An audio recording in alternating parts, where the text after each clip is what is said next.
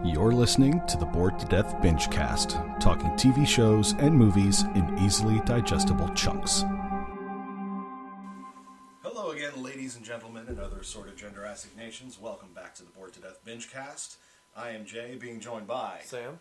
And we're back to continue our binge of My Hero Academia, Season 4.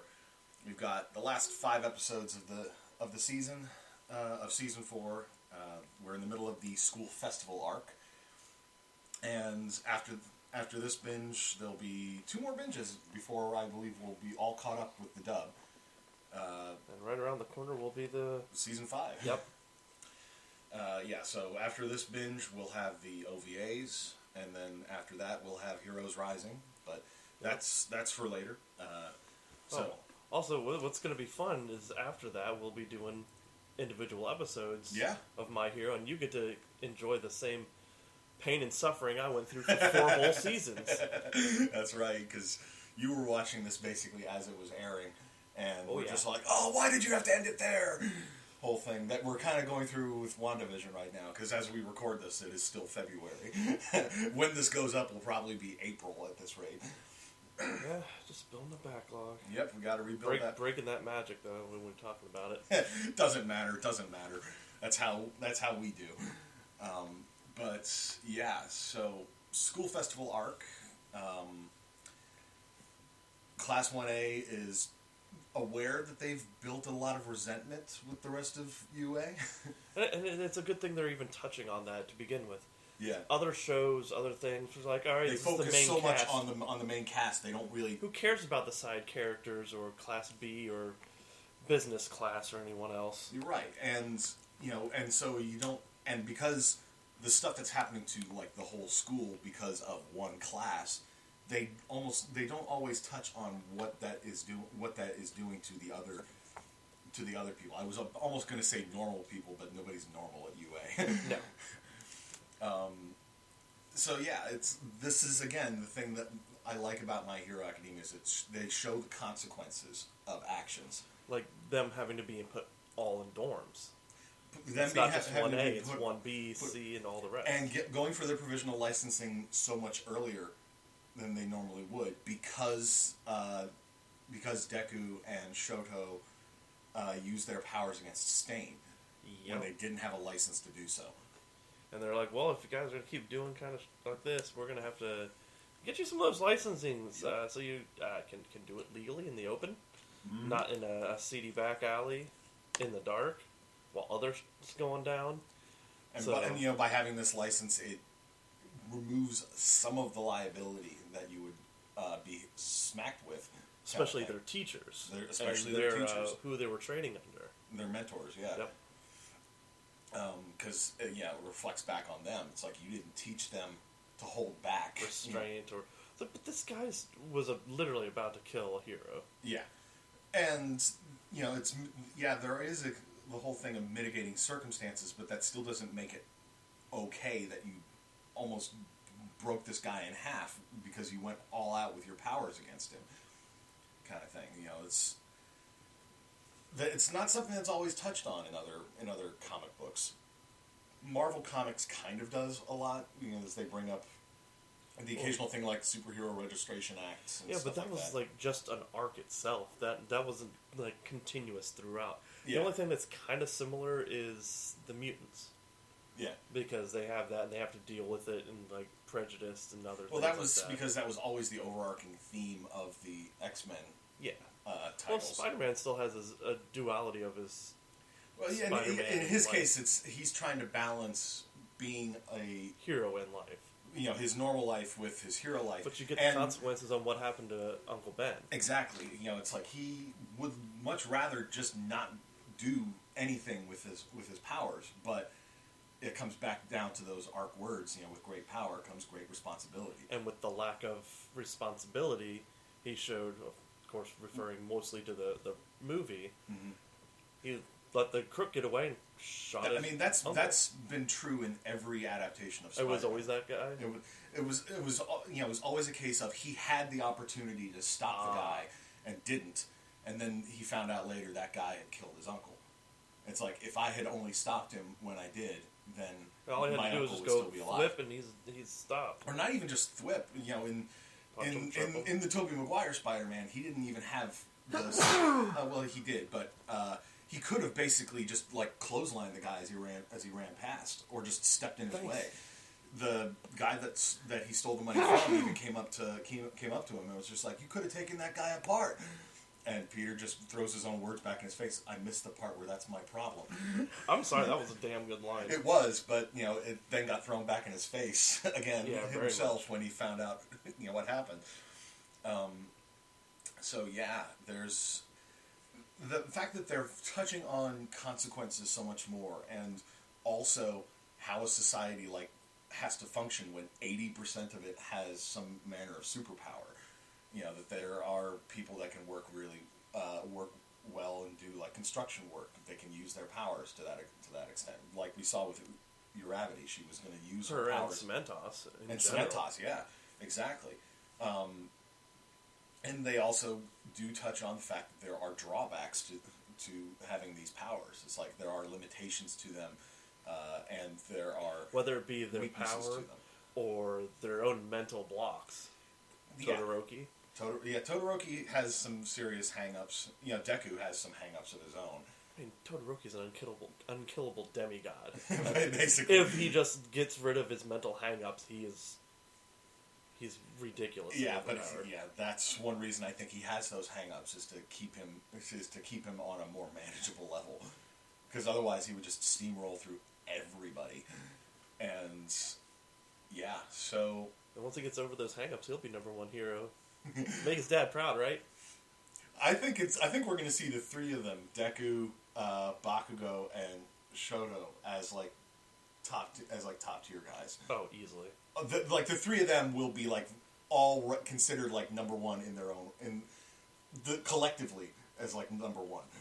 What I would really like, and I know this is a little off topic, there is an offshoot manga of young superheroes. They're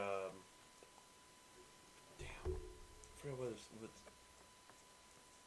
it's before the whole Deku stuff.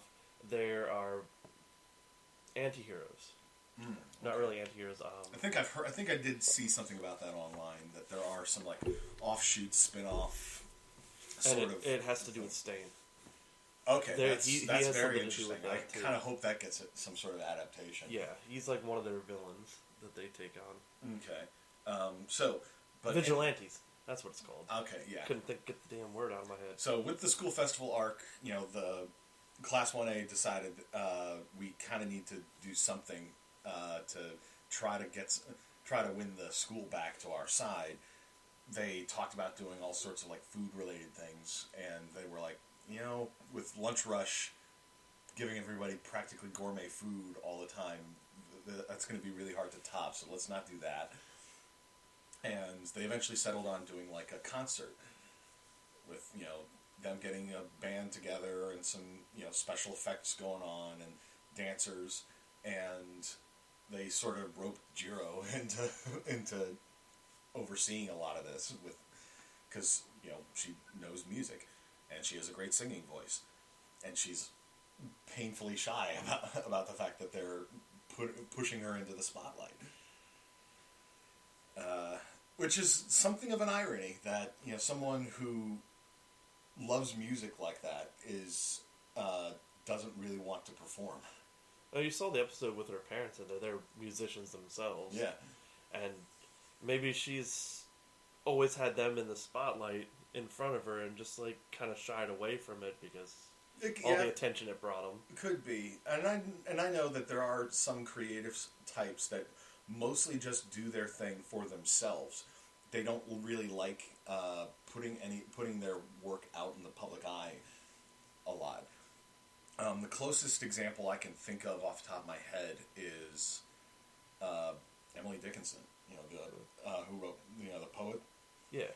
All of her poetry was found after she died, and when she knew she was going to die, she asked her family not to publish it. And guess what?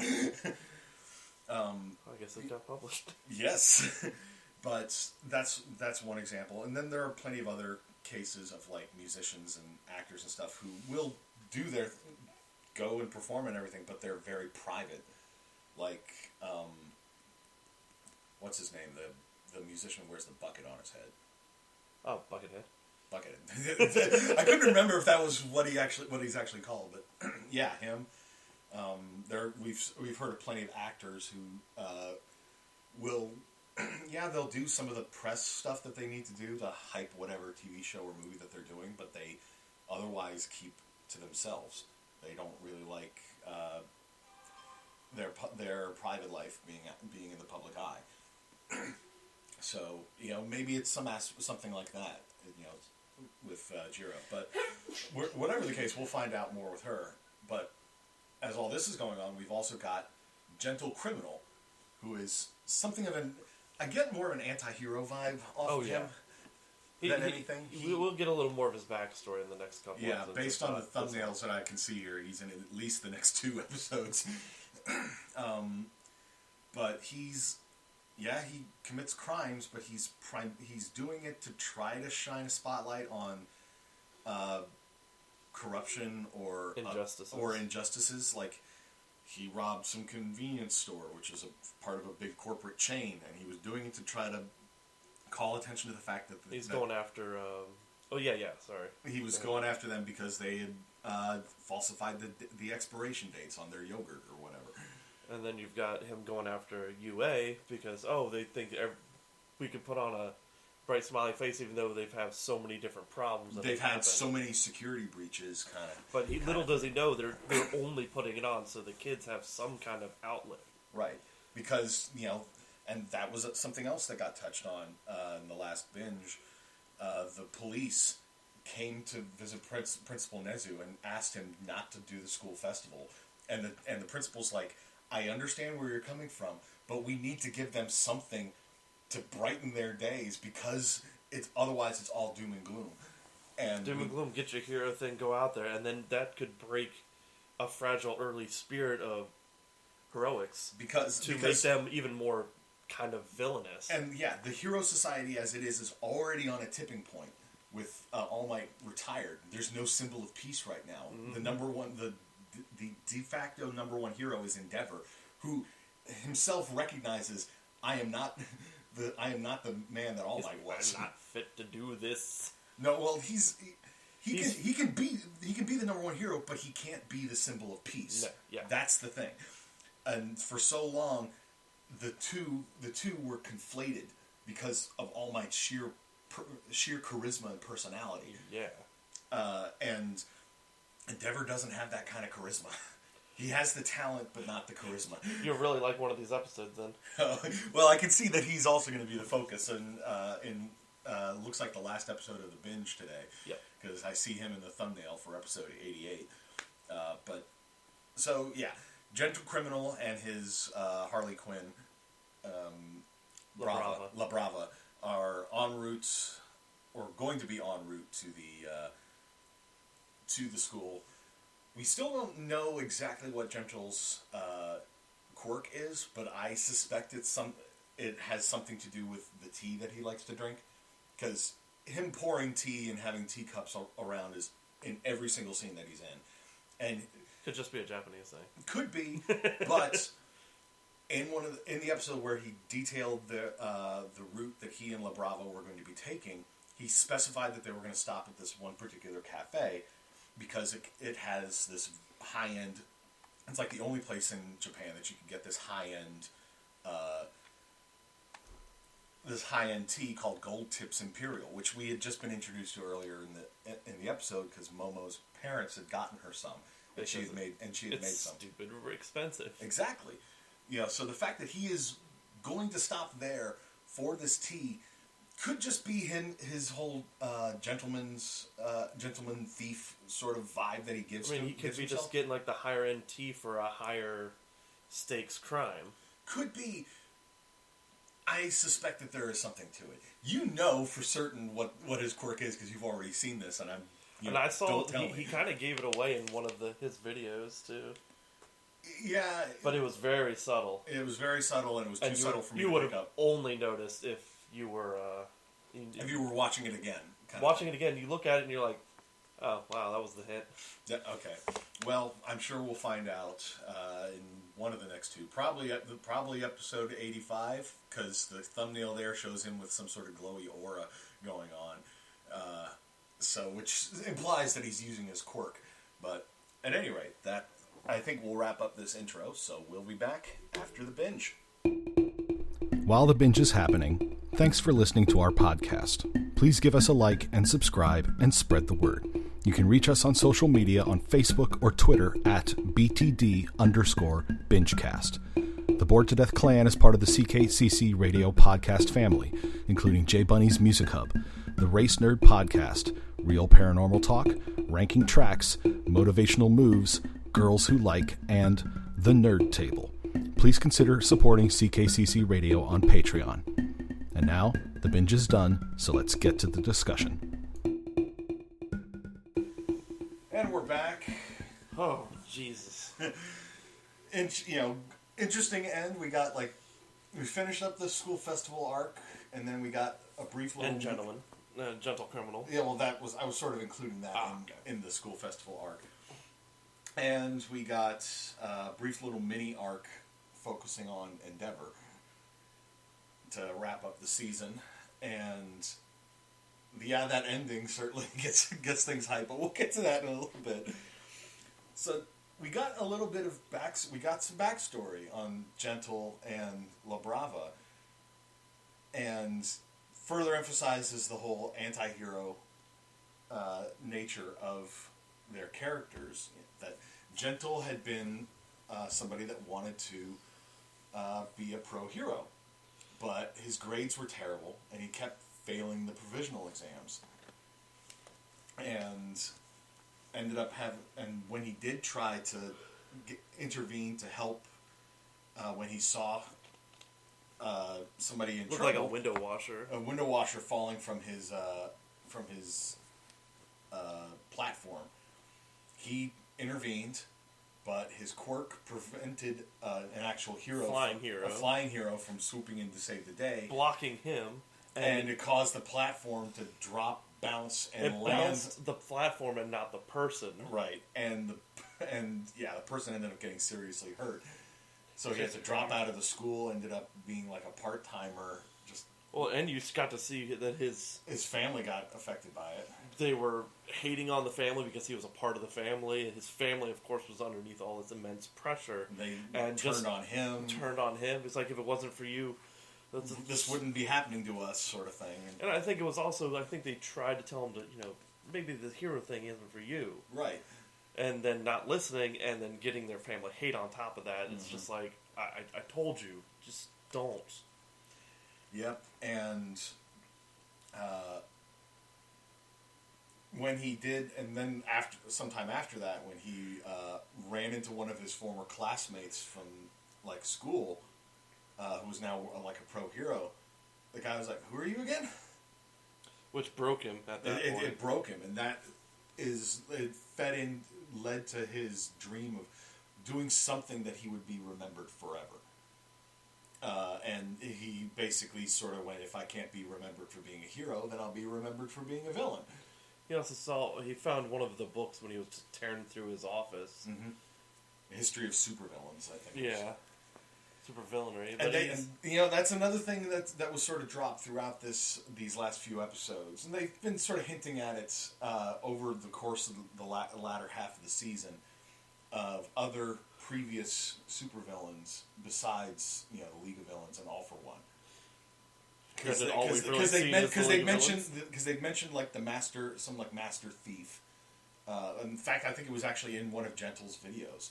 Yeah. He mentioned some master thief. He mentioned All for One, and he mentioned Destro.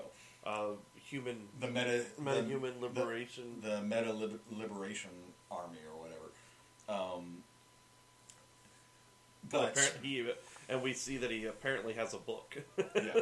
Well, no. It's from what they said. It wasn't Destro who wrote that book. It was a biography of him. Okay. I did notice that when they showed it again later. But and Gentle's quirk is elasticity. He can basically make anything inorganic, including the air, elastic, so he can bounce off things or cause people to bounce off things. And so the early tell on that was one of his videos. Yeah, and we saw the convenience store like all wobbling. Now it makes sense. You see it. Now it makes sense, but at the time it could just as easily have been like a stylized sort of. See, that's what I thought at first too, until I realized Exactly. the effect. I was like, oh, it was a clever way to disguise it. I love that they play with the typical animation tropes in that respect. And really, when Deku confronts him, because Deku had to run to the hardware store right next door to the cafe where also the tea he went was. to a convenience store first. Yes, to grab something he hoped they'd have it. And then went to the hardware store because they needed to get he needed to get some more rope for his part in the concert because he noticed that the rope that he and Aoyama were using was all frayed and he didn't want something to happen. And of course, him being the cautious one, wanting to make sure he doesn't fall. Because they're friends, and he doesn't want his friend to get hurt because of him. Because he didn't pay attention to that sort of thing. Where would he get his cheese at midnight on his deck after that? Well, probably from one of the other like one for all torchbearers or something based on that last thing. But getting back to the school festival thing, but Gentle basically admits the only reason he wants to get into UA is literally because of all the security things that they have up, and because they're on high alert. And he's like, if I can get in there while my name will be, then everyone will remember my name. And La Brava, we see some flashback for her as well. She's just kind of a girl who has very sort of stalkerish tendencies. Well, she also has self-esteem issues. Self-esteem issues, because yeah. she's very, very short. Like, she's practically midget height. Yep. And really, though, her stalkerish tendencies and the way she sort of latches onto somebody it feeds into her quirk, because her quirk, love, literally allows her, when she declares her love for somebody, it boosts them. I wonder if that's part of the reason why she's so withheld, because the power that she has and can give might be pushing her to actually find someone to be with. That's what I was getting at, because in the flashback we saw that there was some boy in her class that she way back in middle school that she had been stalking. She sent him a letter, pages and pages of stuff. He says on like a 3-page letter about like everything about his life. He was just sort of laughing about it with his friends, and this just sort of devastated her that he did not reciprocate her feelings. I'm wondering if that's part of how her quirk functions. That it has to be reciprocated if to make it fully function. To make it function fully, yeah. Because she uses it when Deku manages to take the two of them down, and that took some doing.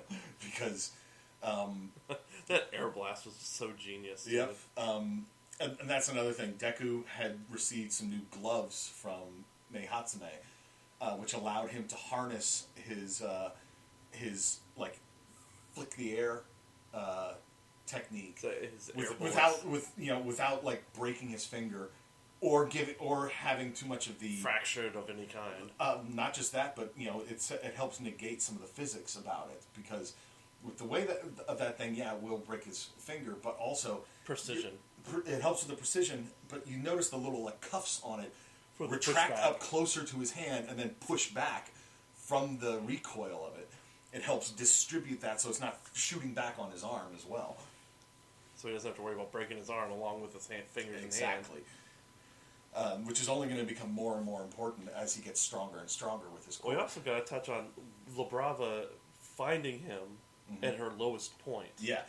In the flashback, at this point, I think it was implied this was later after she'd gotten into high school. I don't think. Yeah, she was a lot older. She was older by that point, but I think it had been a case of many times she had tried to get with somebody and they just did not reciprocate, and so she was at her lowest point and was on the verge of probably about ready to start thinking about committing suicide when she ran across Gentle's first video, and immediately latched onto him, And so she went. She used her. It was also what he was saying in the video too. Look to me, kind of thing. And she was like, "Got it done. I'm there." And she's a self-taught hacker too. Yeah, which they touch on later on in the. And very good at what she does. But she hacked into his account, found out where he lived, came and basically said she wanted to help him. And he accepted her right away. Exactly, and that, of course, only helped feed into her attachment. And he tried to keep her at sort of at arm's length with his crimes, because he's like, I don't want you to end up getting arrested because of me, because of my misdeeds. Yeah, and she basically said, "No, I'm all in." But when she powered up. Gentle in his fight with Deku, it still didn't matter.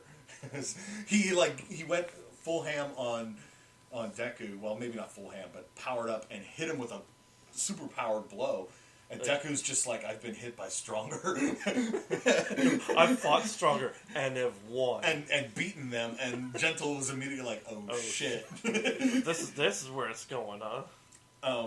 Deku managed to take him down, and Gentle had just enough left to sort of throw him away, just as Hound Dog Hound Dog and Ectoplasm turned up. A bunch of Ectoplasm clones. Yeah, and Gentle immediately turned himself in, claimed that La Brava had been somebody that he had kidnapped and brainwashed to try to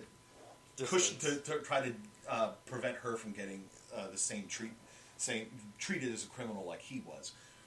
And when Deku turns back up, and Deku's got his injuries from the fight, he basically says, "Yeah, I recognized him from those videos." And we sparred. Well, he said I figured out he was going to pull some joke on the school, so we sparred, and basically friendly spar. Yeah, and admitting something close to the truth without basically making things worse for him. And the thing was, Deku was holding back. Oh yeah, hard. Because as he explained, it was one of his toughest fights because they were so similar. It's their drive, their passion. Mm-hmm. To want to basically help people. Gentle wanted to help people. Even when he was being a criminal, he was still trying to call attention to bad stuff. That's why, he's an anti-hero. We found out later that after Gentle and Brava had been arrested, the cops, are impressed that she's self-taught and sort of trying to compliment her about that, trying to get her to open up, but she's just sort of completely shut down. Yeah. Because, the love of her life essentially has been arrested, and she's probably never going to see him again. But as for Gentle, the cops basically called bullshit on the brainwashing thing. They're like, there are ways to tell if somebody's been brainwashed, but he won't give her up because of that. But then they also essentially are going to give him a second chance. They're like, yeah, we believe in second chances. You haven't committed any huge high value crimes. You haven't committed none of.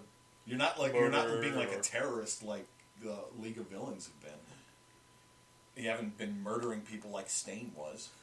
I wonder if they're going to give him a second chance to try to get his provisional license or some kind of work on the force.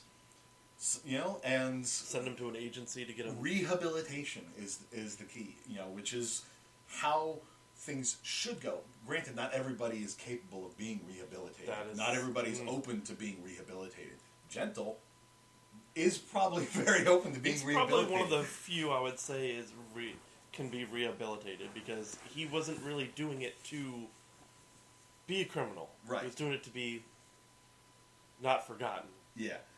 To be noticed. Then we got the school festival stuff. We got to see the concert. Which is awesome. Oh yeah, the concert was awesome. Ari was there, got to see the concert. And we got to see her smile, adorable. And it's just like, oh my god. Ari needs to be protected at all costs. She's just the cutest little thing. Oh yeah. She was having a great time, and then we saw what Deku had gone to the convenience store for. He had gotten the ingredients together to make her a candied apple. Like she had mentioned, she loves apples. Mm-hmm. And he mentioned what a candy apple was to her. A candy, what's Dad? Yeah. And it's just, she is so adorable. And we now find out she's moving into the teacher's dorm because, well, she has nowhere else to go. And because she was abandoned by her parents, or her surviving parent anyway. I have a theory on what happened to her parents. Because of her quirk and not knowing how to control it, probably reverted them back to She reverted, at the very least, her father. Yeah. All the way back. And it Mother turns out away. she is the blood relative of the head of the Shie Saikai. We who's knew still that. in a coma, yeah. But they reiterated that here. Yeah. And Freaking. well, and they now How they, overhaul was they using her. they understand how her quirk works. That the horn that she has is the source of her power, and when her power is at its weakest, it's it's like a nub. And it grows as her power starts building up. And her horn had shrunk, but it's growing a little bit again. So she needs to be around somebody that can keep her quirk under control, like Aizawa. Yeah. So, yeah, but that means she's going to be around. And Sun Eater basically said to Mirio, it's like, well, maybe when she gets better control over her quirk, it might give some hope for you, that she could rewind it back so that he can get his quirk back. Yep. So that was a nice little happy thing there. Class 1B, we saw part of their weird little mishmash of stories.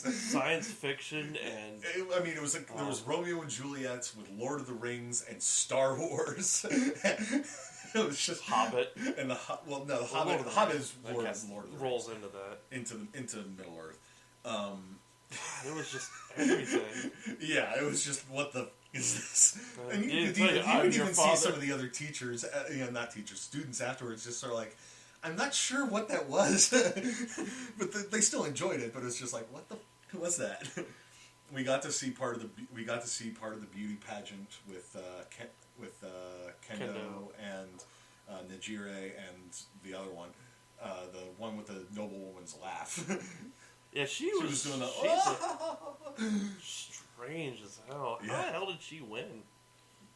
Just I don't know. Being the biggest spectacle, I guess? Maybe, but Najire ended up winning. She did like a little air dance thing and left little glowing trails in the air to make like a flower. Yeah, it would look like a blooming rose. Mm-hmm. She ended up winning, so yay! Happy things there. And then we got into the closing 2 episodes of the season. First one touched on the Japanese Hero Billboard Chart. Yeah. Which is literally, this is how All Might was declared the #1 hero. He was #1 on the charts. And which was, what was it ranked by? Hero work, approval rating. And there was something else I can't remember. I'm pretty sure there were 3 things. I just can't remember the third. And so we got the top 10, and I did jot them down as they were going. So Ryukyu cracked the top 10 with this one. She dropped down. Oh, she dropped down. Yeah. Okay. And and to hear her talk, she was like, I don't deserve to even be in the top 10, was how she phrased it. There was the samurai-looking guy, like Yoroi Busha or something like that. Yeah, he dropped down as well. Yeah, he also dropped. Then there was the laundry hero, Wash. Wash! That's all? That's all he says. You know him from the commercials, and I'm like, okay, so he's definitely... got an approval rating that way because of popularity. That's just so weird. Mm-hmm. Kamui Woods is #7. And he had moved up greatly from where he was once Yeah, he wasn't even in the top 10. Yeah.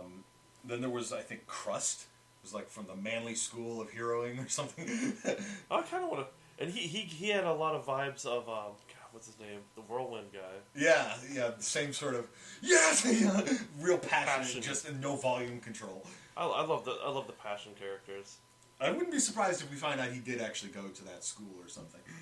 It'd be hilarious. Then there was like the bunny hero, Yuko. We don't know much about her. I think she moved up. I think so. Edge Shot was #4. And then in the top 3, we had Best Jeanist. He'd actually moved up because I think he was like #4 previously. and he ranked number Yeah. one. He ranked number one in approval rating because of his involvement in the Camino incident. Yep. The Camino Ward. Hawks at number 2. Which was previously 3, but before then he just like came out of nowhere. Yeah, because he just sort of rocketed up in the approval ratings, and we saw why. He is a very personable person. After that part, yeah. Well, that's what I'm saying. We saw how he could have risen in the ranks so quickly. Because during that time, they were doing the say some things. Well, that was after they finished going through the whole thing, and number 1 was Endeavor, of course, in a new outfit with giant shoulder pads, looking like a freaking Titan from Destiny. What? I think it was used to help angle his fire for boosting, Probably, for flight, or like channel it back behind him so he could do that. He's not flying; he's just not falling. That again came later, but after they announced the top 10 rankings, they then had they interviewed like each of the top 10 people, and most of them were just sort of like, and some of them were being humble. They were like, I don't deserve this ranking. There were other people that deserve it more than me, sort of thing, or I'll do better next year. Sort of thing. The whole time Hawks is yawning, falling asleep, making snide comments. And he finally interrupts. We don't get to hear Best Jeanist at all because he just sort of skipped. Because Best Jeanist was in the hospital still, or recovering. Oh, that's right. Because he had actually tried to go up against All for One, and well, he didn't have a choice. All for One just appeared. Yeah. But Hawks basically was like, yeah, that's all kind of boring. And he basically says, like, the ranking system, how the top 10... He's like, it should really be approval rating, not hero work and everything else. And he's like... Well, no, I don't think it was just that. I think he was just trying to imply that there were ways that you could improve the thing so you get a more actual close to the approval rating thing. Because, as he pointed out, Endeavor placed number 4 in terms of approval ranking, and yet he's the number 1 hero. And then when Endeavor had to basically say something, he was just sort of like, there's not much else to say. Watch me. Just watch what I do. Which is entirely in keeping with his general personality. He's like, he just wanted to surpass All Might because that's just how he's wired. But he is actually driven to be a hero, not just I want to be. He also didn't want to default 1. Mm-hmm. He wanted to earn it. Earn it. In a sense, he did earn it now, but at the same time, he's always going to have that in the back of his head. And you've also we missed the opening of that episode was the Wild Wild Pussycats. We got a guest appearance from them. They visited UA. Ragdoll admitted that she's still powerless, but still bubbly. Still bubbly and everything. She's like, I'm just going to work from behind the scenes. But they also revealed that they'd gotten a letter from Tartarus Prison from All for One, who basically said, I could restore her powers. You just have to let me use my quirk. And they basically said, yeah, we don't trust that because we don't know how many powers he has. I wonder if one of those quirk nullifying bullets would work on him. I don't know. Well, unfortunately, we'll never really find out because the only people who have them are the League of Villains. And you know that Shigaraki is not going to condone them using one of those things on All for One. Yeah. That's the one time that those would be actually, useful. Like a non-rehabilitatable villain, take their quirk away. But for a villain who has a force of personality like All for One, because All for One does have that the charisma aspect of things, that will you can't take that away with a quirk nullifying bullet. Unless that actually is their quirk, like with Deku. Because I'm still convinced that's what his quirk actually is. Quirk nullifying bullet. Actual one. Yeah. Oh, there you go.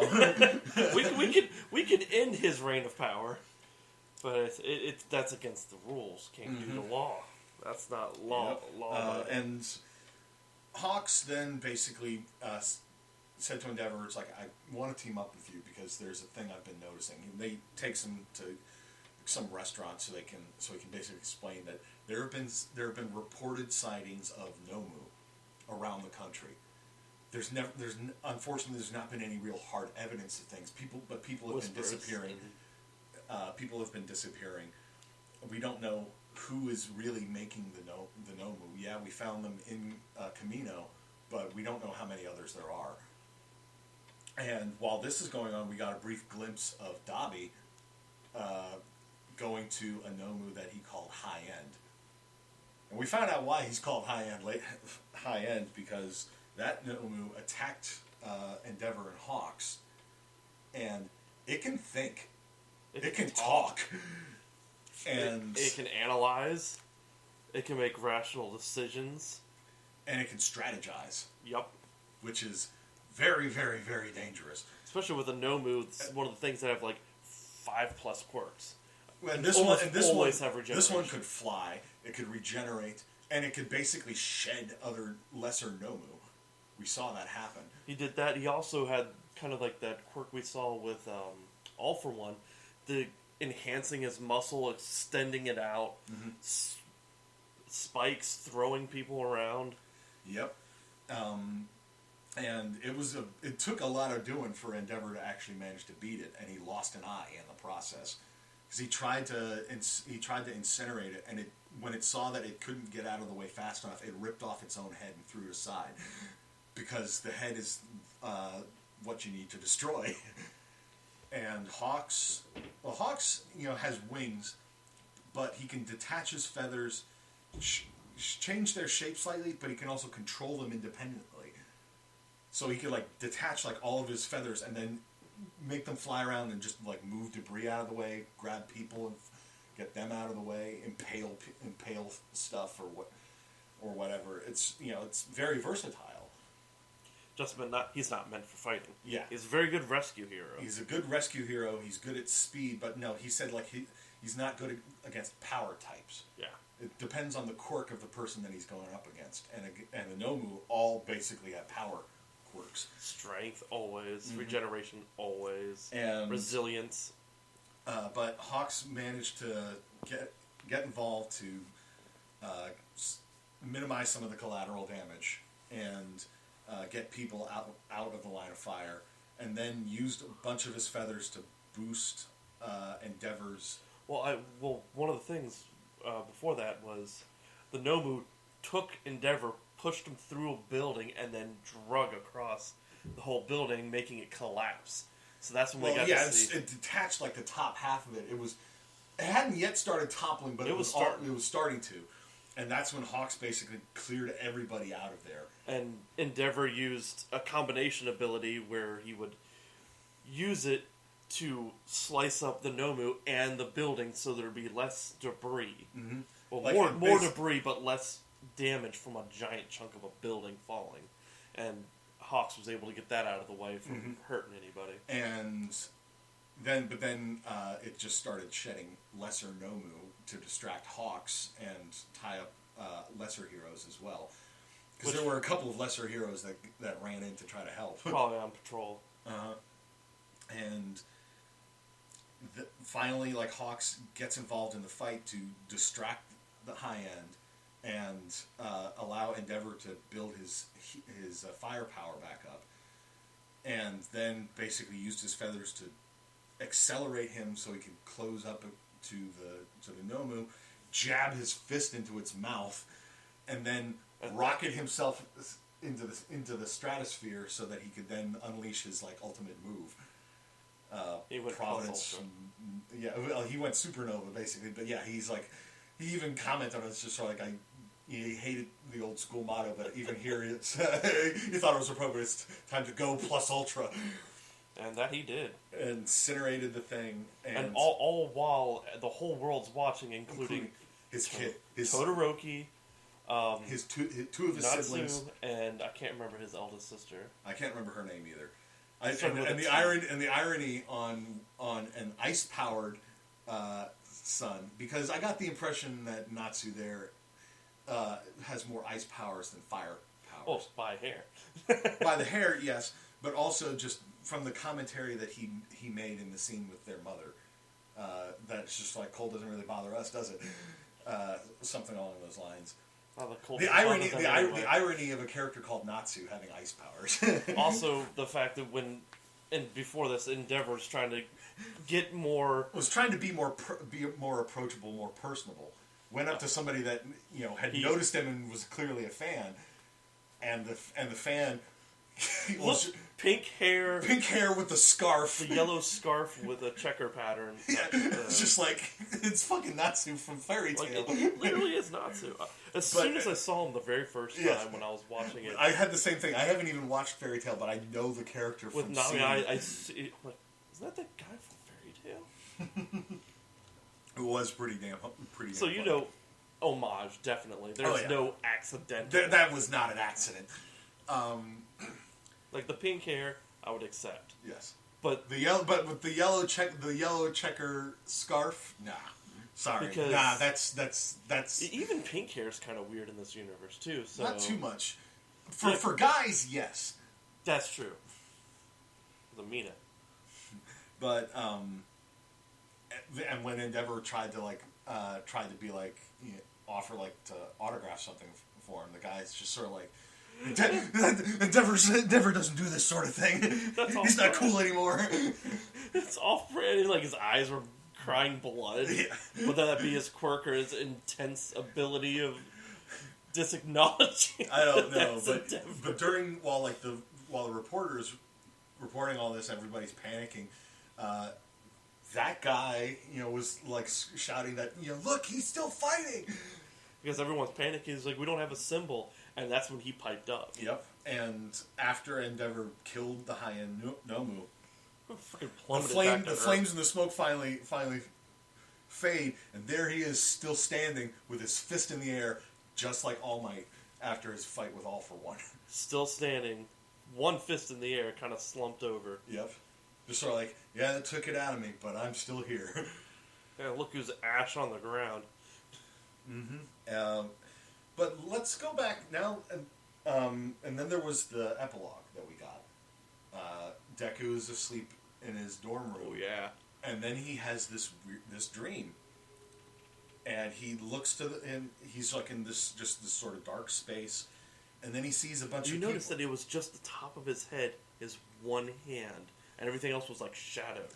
I think that's meant to be a representation of his of the full cowling. That he's only got like that much of the power at his disposal. Because when you looked at everyone else, because he looked to the side and he saw essentially the other torchbearers of One for All. Because except for All Might. But we saw All Might's predecessor. What? These are all the ones that have died. Mm-hmm. Well, obviously. And so, they were all entirely visible. But then Deku looks around and he sees All for One.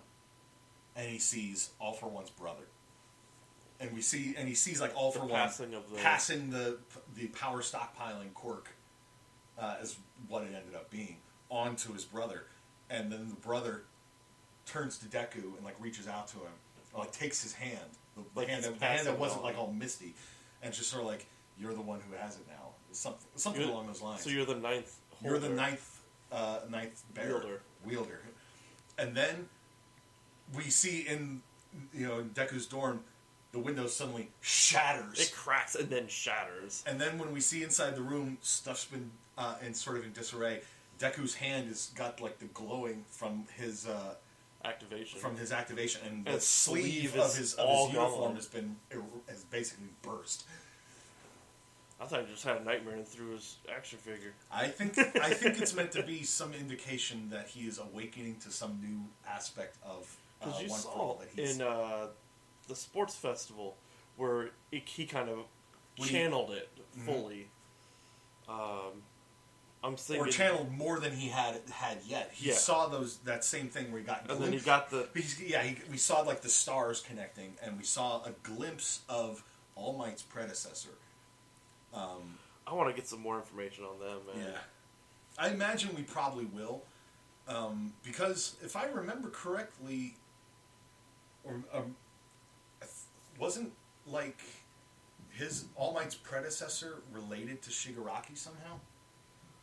That was her. Shigaraki is her nephew or son. He is related to her some yeah, somehow. very much. And you just know that is precisely one reason why All For One went to him. Oh yeah. Because it's just sort of... Yeah. Well, it doesn't hurt that he has like an incredible quirk. Mm-hmm. But so that. But talking about going back to Endeavor, he's a very complex character, more complex than we probably originally gave him credit for. Well, they didn't really give us all that information. This is true. At the start too. But we only and also most of our experience with Endeavor came from Shoto, who didn't exactly have the best relationship with him. And from what we saw from Shoto's siblings in this episode, these couple of episodes, they didn't exactly have the best relationship with him either. But oh man, you're not the right kind of child I want. Yeah. Time to try for another one. And but then his wife, Shoto's mother, basically still does love him, even though he experienced all kinds of emotional and probably physical abuse from him. Oh yeah. And then he had her committed after she scarred Shoto. You're scarring my prize. And then, she basically then says that he has visited.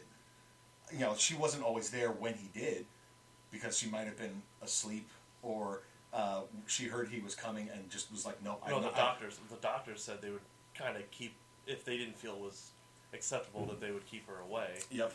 But he still made the effort. And he brought flowers for her. Yes, I was about to get to that. Well, I'm going to cut you off for that. Go ahead. Because she had mentioned that it was a flower, when they first met, was her favorite flower, and she only mentioned it once. Mm-hmm. And he has held on to that. So he's got more complexity to him than... Oh, yeah. He got her a flower that she mentioned once, and, sent it to her just sort of like, I still do care for you. I still do love you. I'm just bad at expressing it. Yeah, I'm bad at expressing it now. Go live in a psych ward. But there was definitely a sort of indication in that scene with her children there that things may be progressing to the point where she may be allowed to return home, or be allowed to leave the hospital at least. So things are improving, there, and her children, while they may not like their father that much, he's still their father. When they saw him getting his ass kicked in that fight with the high-end Nomu, they were like, just run! Why are you still fighting? They didn't want to see him die, and even Shoto was in the same boat at in the dorm, to the point where after they saw he was still standing, he didn't sort of like collapse on the ground, but he sort of dropped into a crouch and was just like, oh, thank God. So it's a complex relationship there. So now with the conclusion of Season 4, mm-hmm. Season 5 upcoming, what do you want to see more of? What do you think's going to happen? Well, I think we're going to get some more exploration of the meta-human liberation army and Destro. Because they've name-dropped him a few times Twice now. in the season. Twice this season, with Gentle mentioning him in his videos, and then as we saw Hawks and Endeavor basically doing a brief patrol on the there was we saw this weird guy that apparently admires Destro and is part of the meta-human liberation, or wishes to be part of, wishes to be part of it, worships Destro, was getting ready to go on a rampage, and Hawks just immediately takes him down without even looking. Which he did a lot of that during the. I'm just like, that's the kind of thing that you don't name drop things like that unless you're going to start building on them. You didn't have time to do it this season because you were coming up on the end of it. That's fine, but that's something that is gonna get built on in season 5, I think. Also, the exploration of what it means to be a bearer of One for All. Oh, we're definitely going to see that. I have a feeling. Yeah, and I'm not sure what else exactly. Well, we're definitely... I think the League of Villains will creep back up again. They had Dobby pop back up right there. See, now with Nobu's in all different places, and they've been kind of lurking in the shadows lately. Mm-hmm. You know, they've been keeping to the shadows because they're like, we need to rebuild our power base here. And, of course, they got their hands on the quirk cancelers and the rewind serum.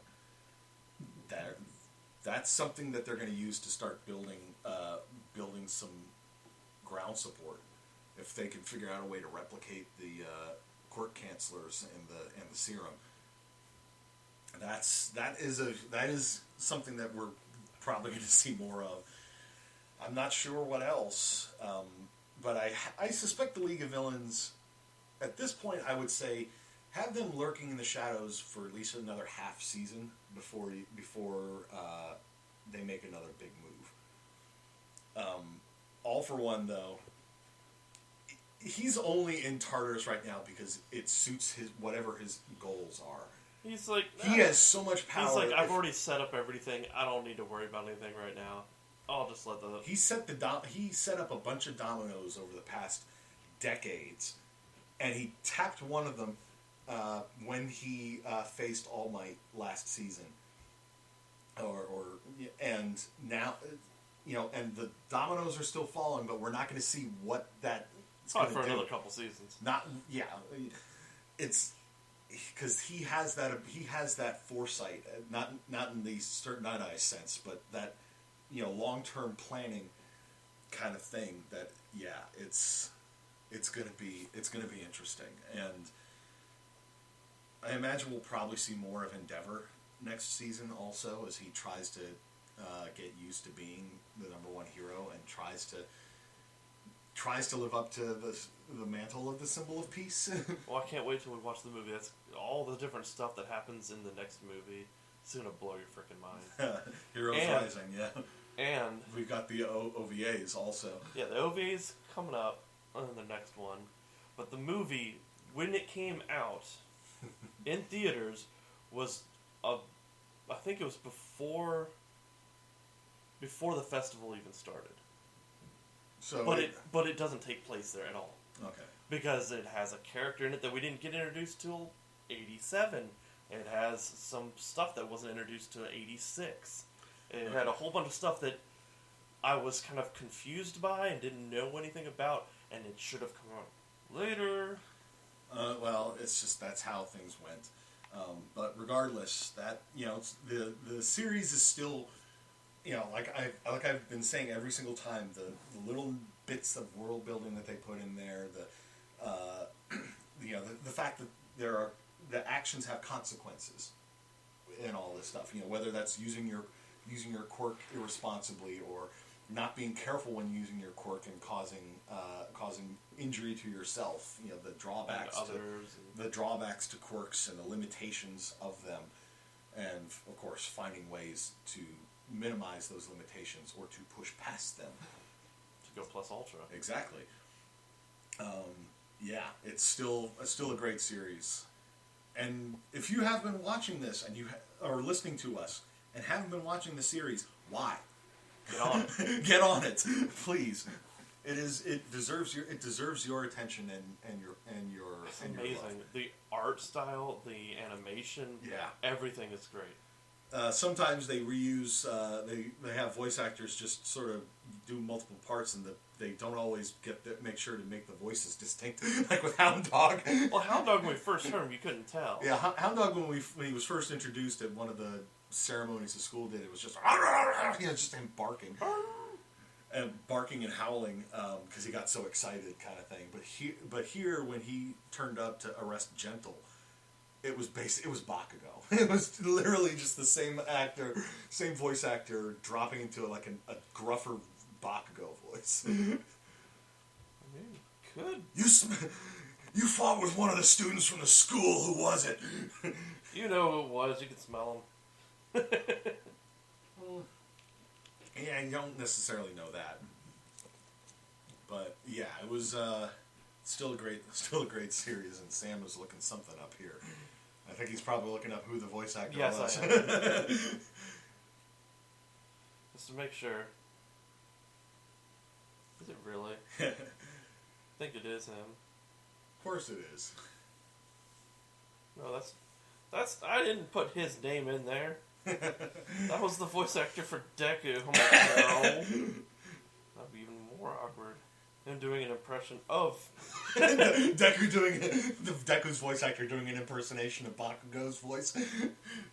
That would be interesting. See. I kind of want to see that happen in some flashback sequence where somebody's like, giving their rendition of what happened, and it's like Deku talking about something that Bakugo did, and he does like Bakugo's voice. And then you have the same thing happen with Bakugo trying to do Deku's voice, and it's just sort of like... There's Hound Dog, there he is. Different person. Oh, it is!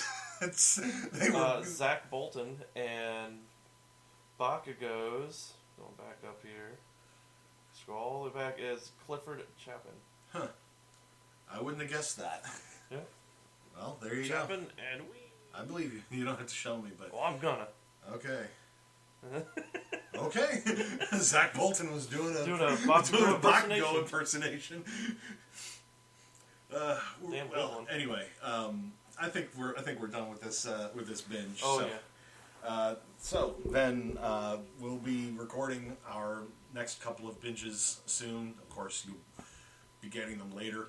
But for Sam, I am Jay, and we'll see you with the next binge. Thanks for listening to the Bored to Death Bingecast. Be sure to check out our library of past podcasts via CKCC Radio or via our YouTube channel, and give us a like and subscribe. We'll see you after our next binge.